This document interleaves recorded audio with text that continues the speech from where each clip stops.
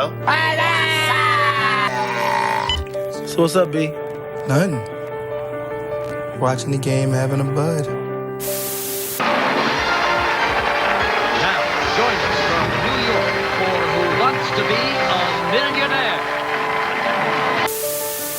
The NBA Playoffs 2000 on TSN. Now playing. James Duthie at NBA Playoff Control, and our David Amber knows how Charlie Ward and Chris Childs will feel tonight because earlier he went one-on-one with Muggsy Bogues. Carter, triple team, missed. Good shot by Carter, no good. Carter, over Sprewell, short. Is a team not ready for this level of play. Toronto coming in, the first playoff experience. A lot of things have gone wrong for them. And that'll do it. The New York Knicks complete the sweep of the Toronto Raptors and will move to the second round to face their arch rival, the Miami Heat. New York ends the game on a 9-2 run when the game was on the line. That was over the last minute, 10 seconds.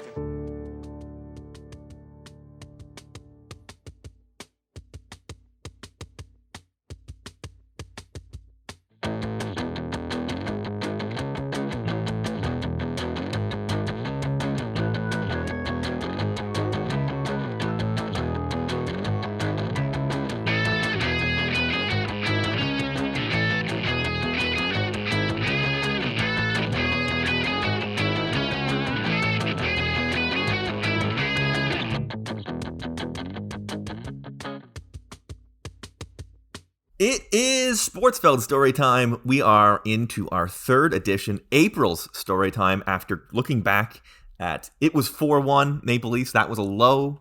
We went high with the Blue Jays 2016 wildcard game. We decided we need to do Raptors.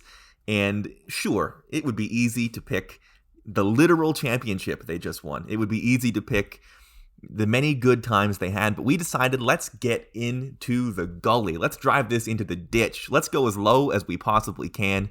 We have gone all the way back to 2001. Yes, indeed.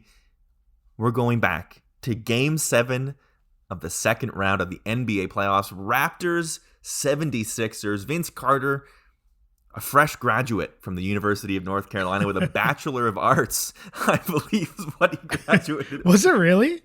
Yeah, man, his B of A. This me, was me and Vince have the same degree. Yeah, May 20th, 2001, the first Union Center, the first huge game, I would say, in Raptors history. Yeah. I would say this is like not only the first huge game, but like it's one of those like turning points in the course of the franchise. Like if they win this game, who knows? Mm-hmm.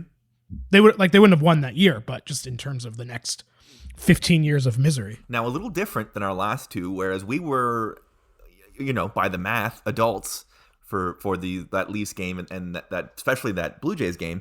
I was 15 years old when this game happened, and you were 12 years old. That's correct? Yeah, 12, about to turn 13, still wet behind the ears, whole life ahead of me. Were you a celebrity yet? No, we would have started filming season 1 like the week before. Wow. Or either the week before or like that week. So it was like right before any of that nonsense began. What was your basketball fandom like at 12? Because I think the first NBA season I can remember was Penny Hardaway's rookie year. That's the first team I really ever remember watching was the Orlando Magic. So what was your NBA fandom like when you were 12 years old? I was a pretty big basketball fan from the jump. I didn't really get basketball when I was like really young because obviously we didn't have a team yet. But my early memories are, I think, not unlike most people my generation, were of Jordan.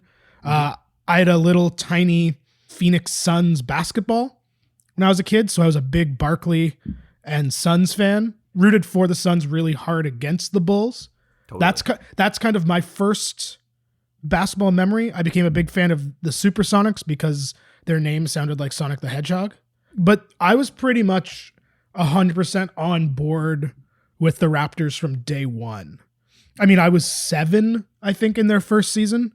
So I was like the perfect age for new sport in the city. I was actually, my early Raptors claim to fame is that the one Raptors game I attended in their inaugural season was actually the game where they beat the Bulls. Jordan, Kerr, 5 seconds. Pippen will have to let it go. 3, Steve Kerr, no! Jordan, yes! But no, after the buzzer, and the Toronto Raptors have pulled it out. They've done it. The Toronto Raptors have done it.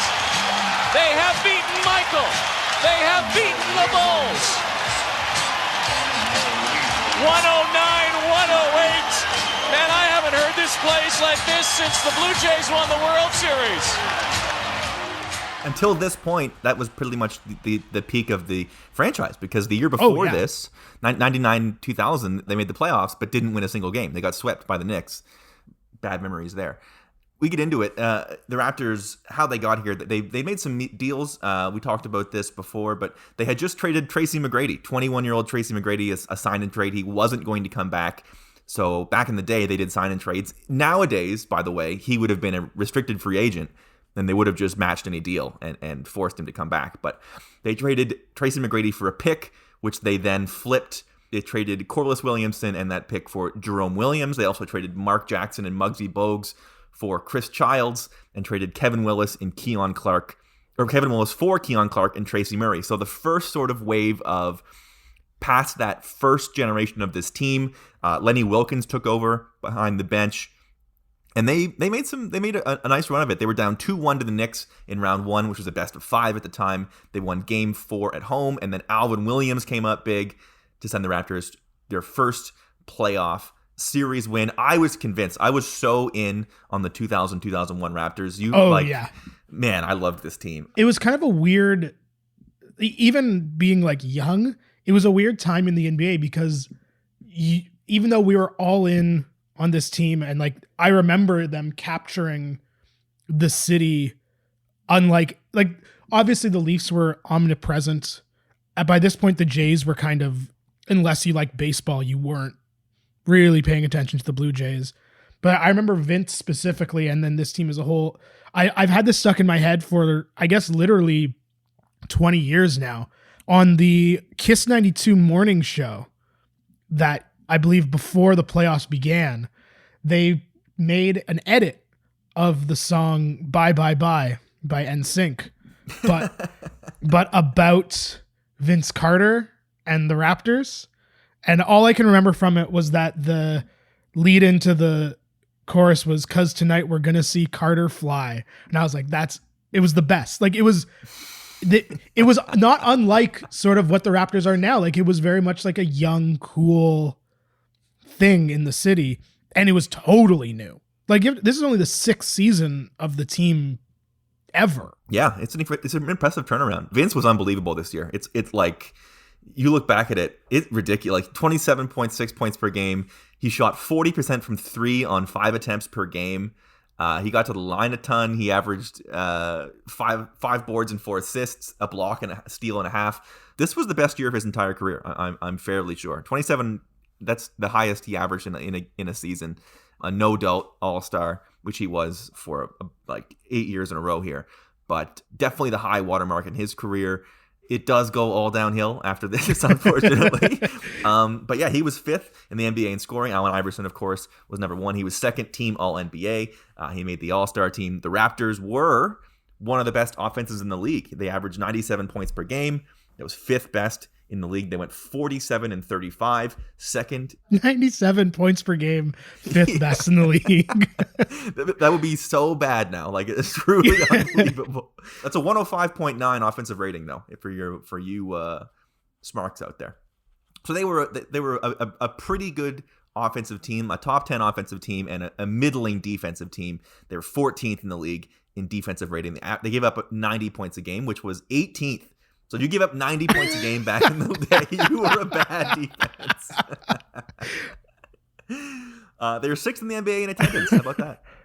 I mean, that's always been sort of, especially like Vince just. Yeah, it's a star-driven league. Also, just for the record, that 90 points a game on defense would be the best in the NBA in 2020 by 17 points.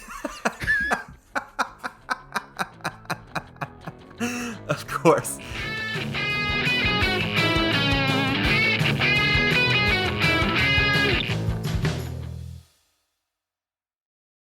Let's remember some guys-ish sort of. It's harder in basketball because there are only so many guys in your rotation. But Vince Carter obviously was your number one guy.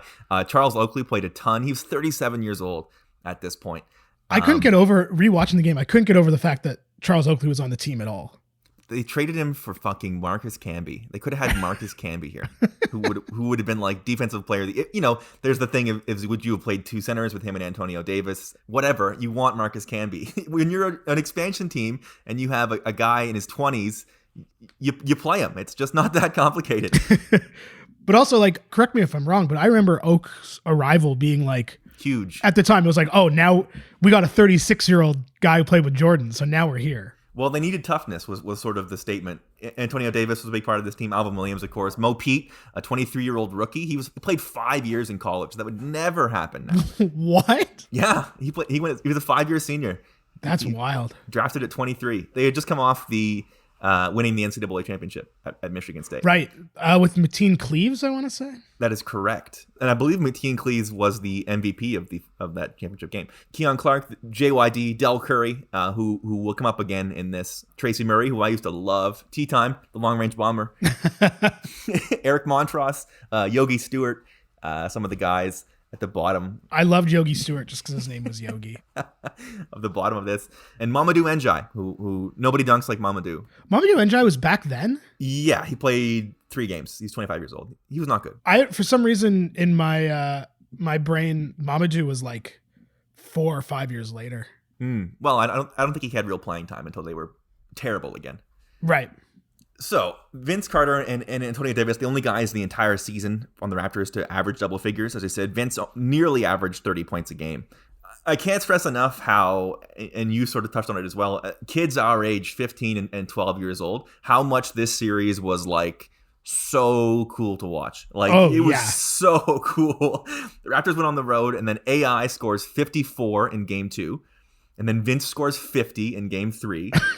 And then AI scores 30 in game 4, and then 52 in game 5, and Vince scores 39 in game 6. It was like you were watching a video game, because when you're 15 and 12 and you're playing video games, you just take Vince Carter and take every shot. You don't worry about double teams, you don't worry about finding the open man or getting your teammates involved. That's all that ever happens. I remember my best friend when I was that age, we watched all the sports together. He was a basketball player throughout high school and university, and he, when we were that age, was always one of those guys who just like, obviously he rooted for Toronto teams, but his interest was like just in like dope basketball. And I remember in this series, I think it was the Vince 50 game, him being like not fully rooting for the Raptors. He was just like, I just want to see cool shit. And I was like, how can you possibly be like not all in on this? And now I'm like, okay, I get it. But like that was sort of what basketball was back then. It was just like watching guys do cool shit. We'll get into this a little further when we get into like the actual in-game action, but it is sort of crazy like how little actions they run to get Vince. Like, they don't clear out for him, they don't spread the floor for him, he's not running off screens. Like, basically you give him the ball at the elbow and you hope he hits a fadeaway. It was sort of half of what the strategy was. Or how many times like somebody would post up and then someone else would run through the middle of the lane and just like, all you're doing is bringing a defender down there. Like, the amount of like drive and kick triple teams and just hope that like, yeah, he'll find someone maybe. But also like, they were consistently triple teaming guys. You had to. But there's so many, especially in like the first quarter of this game, Charles Oakley has like 7 possessions in a row where it's just like an open 16-footer. Very interesting Oakley game, which we will get into. But we digress. You can't talk about this game without talking about the thing that it becomes known for, and that is Vince going to North Carolina in the morning to attend graduation. It's already been a busy day for Toronto's Vince Carter. Vince arrived in Chapel Hill at about 9 a.m. to attend his college graduation ceremonies and met with the media. Carter, who earned his degree in Afro-American Studies, joined his fellow graduates in the class of 2001. Then at about 11 o'clock, he boarded the private plane of the Raptors team owner and flew to Philadelphia for the game. Vince arrived at about 12:15, 5 hours and 15 minutes before the game. As he gets ready for Game 7, he spoke with Andrea Joyce. There were some people who questioned, including some of your teammates, who questioned your decision to go to North Carolina, considering the magnitude of this game. What's your response to that criticism? I have no response. I have no comment for it. And, the fact of the matter is I'm here, I'm ready to play. A lot of people are calling this the biggest game in Toronto Raptors franchise history. If you take a step back, though, and look at it that way, can you understand that there would be concern? I don't care. I'm accomplishing two things. I'm in the biggest game, and I accomplished the biggest thing in my life, and that's to graduate. So, did you feel at all today any anxiety about coming back, or feel like you put any extra pressure on yourself? Not at all.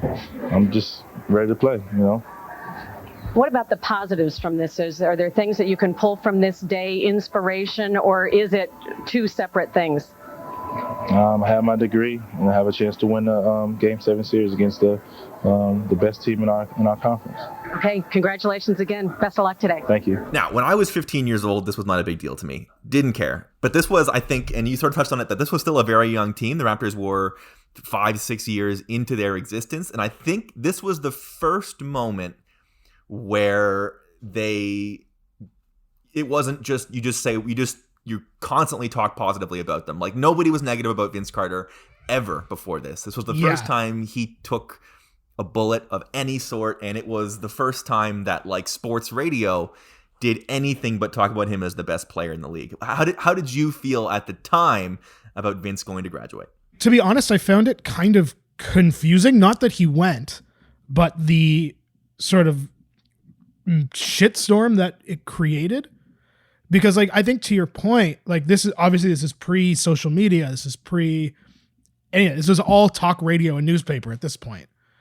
But because they were such a young team, and I guess this still happens now to a degree, but obviously now we have specialists. Most people covering the Raptors at this point, I feel, maybe other than Doug Smith, I'm not even sure if he was writing yet for them. But most of it was hockey writers writing about basketball. Yes. And so Vince going to his graduation that morning, I've always wondered what the news cycle would have been like in a different city. Because I think I could be misremembering, because again, this is 20 years ago, but I feel like I remember a lot of the rhetoric and a lot of the discussion around it was very much not outright saying, but in that tone of a hockey player would never do this. Totally. What you mean go to college?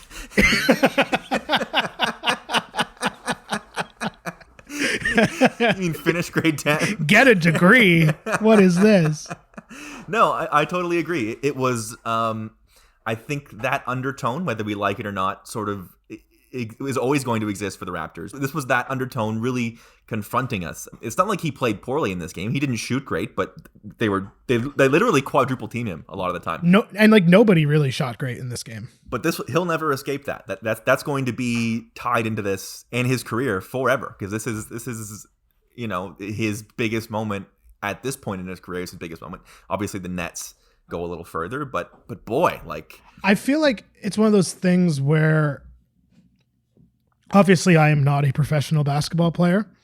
And I think when I was younger, I definitely didn't understand the hubbub. It was okay, he went in the morning and he was there for shoot around in game time. He didn't miss anything, so who cares? But I think as I've gotten older, I still don't really care that he went. Mm-hmm. But I do sort of understand this, especially from sort of the guiding storyline of the Raptors the last 4 or 5 years, of how even in the DeMar years, it was very much a squad of guys. I can see how if you're that close with a teammate and it's the biggest game in franchise history, it's Game 7, the whole storyline has been Vince versus AI, and then Vince is doing something else in the morning. I get it. Mm-hmm. I personally don't really have a problem with it, but I get it. And it's just graduation. It's not like he was going to a class, right? Right. It's just, anyway, you still get the diploma whether you go or not. And I'm sure he had like Vince isn't having to wait in line for things at this point. Like he was showing up, getting his diploma, and leaving. So we move into the game. Your Raptors starting five: Alvin Williams, Morris Peterson, Vincent Lamar Carter, Charles Oakley, Antonio Davis. Philly counters with Iverson, Aaron McKee, Jermaine Jones, Dikembe Mutombo, and Tyrone Hill.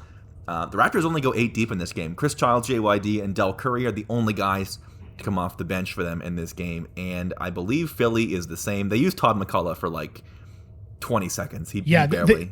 The Sixers were basically 6 deep. McCullough plays a minute 8. Rodney Buford plays 3 minutes, and Kevin Ollie plays 4 minutes. So they go Iverson, Mutombo, McKee, Jones, Hill, and Eric Snow, who hits some big shots, who I could not stand. I hated Eric Snow. I hated Eric Snow. Oh my God. I also, at the time, I don't anymore, obviously, for many, many reasons. At the time, I hated AI. I hated watching AI in this game. 100%. I was actually surprised how much I hated a lot of these Sixers. I really did not like Aaron McKee, really did not like Tyrone Hill, but that's just who we are as guys. I was thinking about this yesterday because the more I think about it, the more I'm sort of surprised how much Toronto and Philly are tied together in sports moments. Like there's obviously the 93 World Series. You have this series. You have a lot of Leafs Flyers nonsense. You have obviously Kawhi's shot. Like, I think it's just ingrained in. I hate Philadelphia sports.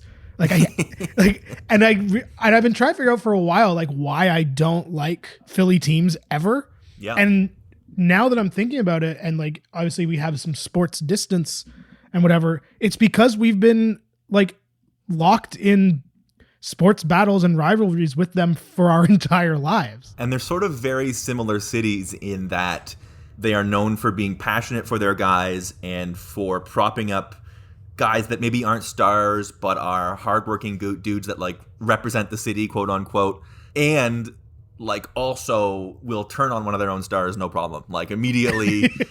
I think that there's a really interesting dichotomy there, and there are sort of viewed similarly from the outside. Yeah, I think that's a great comparison. So there is the setup. That is the taking us in to Game 7. We will move forward in episode 2. We will talk about the beginning of this game, the first 3 quarters, everything that happens after Vince gets off that plane from North Carolina and arrives in Philly.